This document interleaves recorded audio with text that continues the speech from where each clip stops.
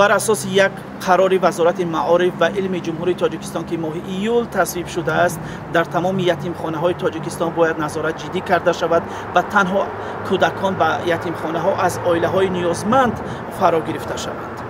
از ریاست معارف و علم ولایت ختلان به رادیو آزادی گفتند که کودکانی که نمیتوانند تصدیق کنند رسما که آنها به پدر هستند یا که از عائله‌های به پرستار هستند و اون کودکانی که نیم یتیم هستند یا که یتیم کل هستند باید حجت‌های تصدیق کننده دادگاهی را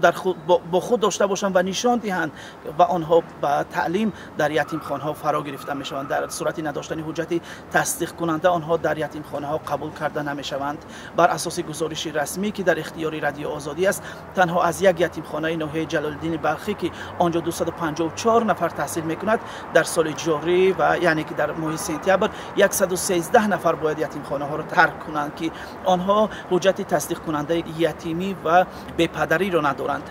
در ولایت ختلان 18 یتیمخانه است که در آنجا 3896 نفر تحصیل میکنند و اکثریت آنها باید در ماه سپتامبر یتیمخانه ها را ترک کنند و به خانواده پدر و مادر یا که نزدیکان دورشان برگردند.